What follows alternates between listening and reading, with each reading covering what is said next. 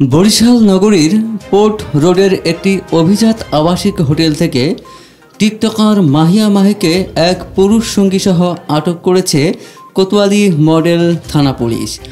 ঘটনার পর থেকেই শহর জুড়ে শুরু হয়েছে আলোচনা। খবরটি নিয়ে সামাজিক যোগাযোগ মাধ্যমে ছড়িয়ে পড়েছে উত্তেজনা। জানা যায় ঘটনাটি ঘটে বুধবার 27 আগস্ট দিবাগত রাতের দিকে। পুলিশের নিয়মিত চেকিং অভিযানে হোটেল রোদেলায় ঢুকে পড়ে কোতোয়ালি থানা পুলিশের একটি দল।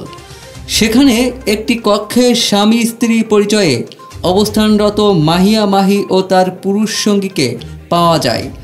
তাদের সঙ্গে ছিলেন আরও একজন তরুণী, তাকেও পুলিশ সহযোগী হিসেবে আটক করে। প্রাথমিক জিজ্ঞাসাবাদে মাহি কোনো বৈধ কাগজপত্র দেখাতে পারেননি, ফলে পুলিশ তাদের থানায় নিয়ে যায় যাচাই বাছাইয়ের জন্য।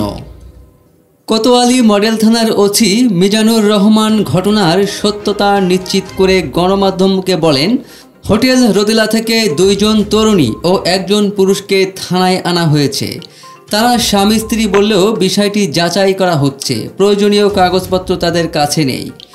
মাহিয়া মাহি ও তার সহযোগীদের থানায় আনার খবরে একদল সংবাদকর্মী ছুটে যান হোটেল রোদেলার সামনে, কিন্তু তাদের ক্যামেরা দেখে রীতিমতো ক্ষিপ্ত হয়ে ওঠেন মাহি ও তার সঙ্গীরা।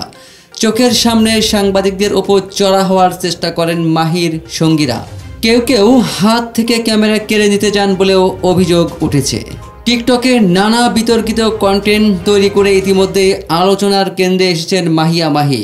অশ্লীল ও বিতর্কিত ভিডিওর কারণে একাধিকবার নেটিজেনদের রোষানলে পড়েছেন। এবার হোটেল কাণ্ডে নতুন করে শুরু হলো তার বিরুদ্ধে সমালোচনার ঝড়।